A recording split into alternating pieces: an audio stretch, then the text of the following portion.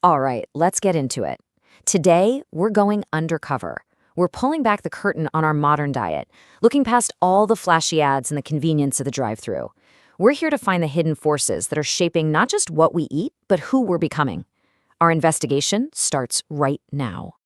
Our first piece of evidence is just one number, 42.4%. According to national health surveys, that's the percentage of adults in the US who currently have obesity. Now, this isn't just some random statistic.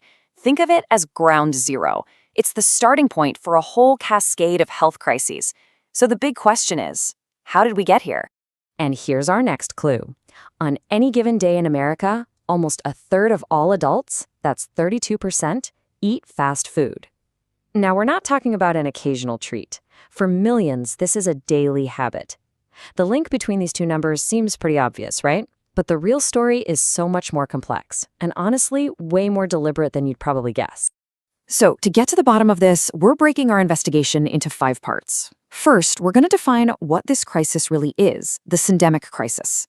Then, we'll look at who's carrying an unequal burden. Part 3 is fascinating. We'll uncover the biological hijack, basically how this food is designed to mess with us. In Part 4, we'll reveal all the hidden damage it does to our bodies. And finally, we'll look at the engineered future and the economic trap that keeps us all stuck. Okay, let's dive in. Our first piece of evidence completely reframes this problem. For decades, right, we've been told that this is all about willpower and making better choices. But the data, it tells a completely different story. We're not just fighting a disease, we are living inside what scientists now call a syndemic. And that word, syndemic, is the key to all of this. It's a total game changer.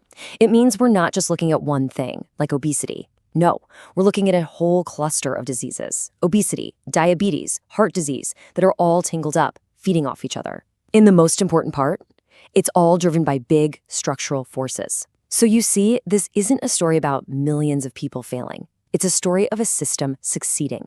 And this right here shows you exactly how that system works. The data is pretty clear. Adults who are already struggling with obesity get way more of their daily calories from fast food than normal weight adults do. It's a vicious cycle, a self-reinforcing loop. The food contributes to the problem, and the problem seems to drive people right back to the food. It's almost like the system is designed to keep its best customers hooked. So, if we're dealing with a systemic problem, you have to ask, does this system affect everyone the same way? Well, the evidence says absolutely not. The weight of this crisis is spread out very unequally across our society. And let me tell you, this isn't an accident. It's by design. Just look at this. The data shows that non-Hispanic Black adults get the highest percentage of their daily calories from fast food. And this isn't just about taste or preference. This pattern connects directly to health outcomes. You can literally draw a line from these consumption numbers to higher rates of hypertension and heart disease in the exact same communities. It shows that the food environment can be one of the biggest factors in a person's health. A huge reason for this gap is something researchers call food swamps. It's exactly what it sounds like. Places where fast food joints and convenience stores completely overwhelm any sources of fresh food. It's an engineered environment, and living there has devastating consequences. This quote here says, residents face a 77% increased odds of dying from an obesity-related cancer. Just let that sink in for a second. Your zip code can literally be more important for your health than your genetic code. And the system is smart. It's also targeting the future. The single biggest group of consumers isn't kids or older people. It's young adults from age 20 to 39. You know, the people building careers, starting families. By making them the core customers, the industry is setting a really dangerous metabolic foundation for decades of disease that won't show up until their 40s and 50s. It's basically creating a lifelong customer for the healthcare system down the road. And that brings us to the real heart of our investigation. How does this food have so much power over us? We're about to go from the big picture, the societal level, right down to the molecular. Because this isn't really food in the traditional sense. It's more like a toxic nutrient matrix, an engineered substance designed to completely bypass your body's natural signals that tell you when you're full. Check out this timeline. It's like finding the corporate playbook. Over a decade, while public health experts were screaming at us to eat less salt, the fast food industry was doing the exact opposite. Quietly, systematically. But why? Because you need insane amounts of sodium to make processed ingredients taste good and to cover up all the weird industrial off flavors. They literally engineered their menus to be more and more salt-dense over time. And what happens when you eat food engineered like that? You get this number, 80%. Eating fast food frequently, like 4 more times a week, is linked to an 80% greater risk of dying from heart disease. That's not a coincidence. It's the direct result of consuming a diet that's been deliberately packed with sky-high levels of sodium, industrial fats, and processed carb. And it's not just the salt. Remember when everyone was freaking out about trans fats? Well, when they were banned, the industry did something called the Great Fat Swap.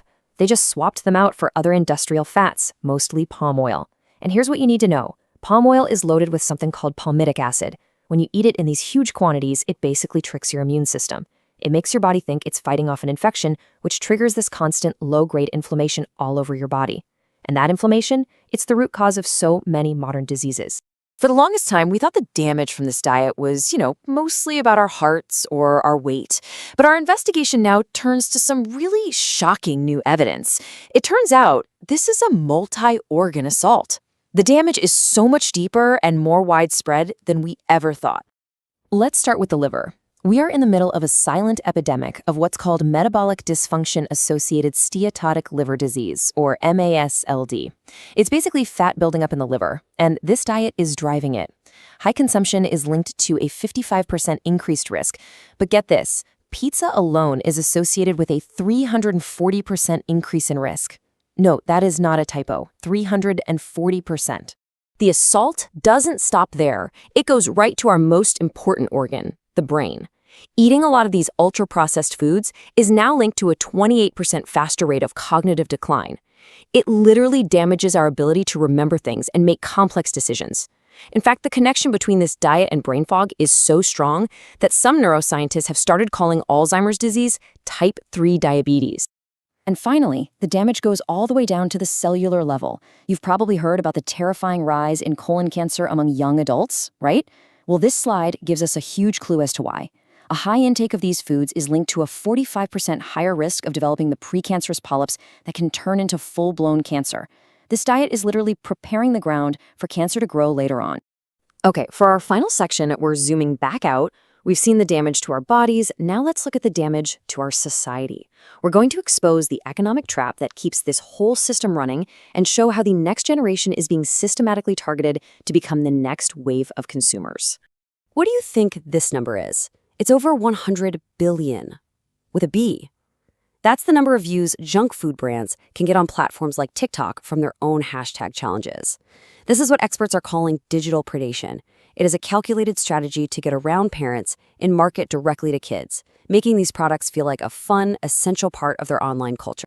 So what about the adults who are actually trying to make a better choice? Well, they run headfirst into what's called the health halo scam. We've been trained to think of these fast casual places as the healthy option, but the data shows something else entirely. The average meal at a so-called healthy fast casual spot has 200 times more calories than an average meal at a place like McDonald's. That's because the healthy image lets them get away with packing in even more calories, sodium, and fat. And this slide really breaks down the basic math of the whole system. It's incredibly simple. The companies that engineer and sell this food privatize all of the profit. Meanwhile, the public, that's you and me, we socialize the cost. We all end up paying for the explosion in diabetes, heart disease, and cancer through our insurance premiums and public health spend. And just how big is that cost that we all share? Well, the high-end estimates put the annual societal cost of obesity alone at $210 billion a year. And that's not just medical bills. That includes things like lost productivity from people being too sick to work. It's basically a massive tax on our entire society, and it's used to subsidize the profits of the very companies driving this crisis. Which leaves us with one last big question. We started this whole investigation looking at numbers, but we're going to end with a question about fairness. For decades, the story has been about personal choice, about willpower. But after seeing all the evidence, the engineered environments, the biological manipulation, the hidden damage, the economic traps, you just have to ask yourself, when our food is literally engineered to hijack our biology, is personal choice even a real thing anymore? Is it a fair fight? That's what I'll leave you with. Learn something new? Hit subscribe so you don't miss the next one.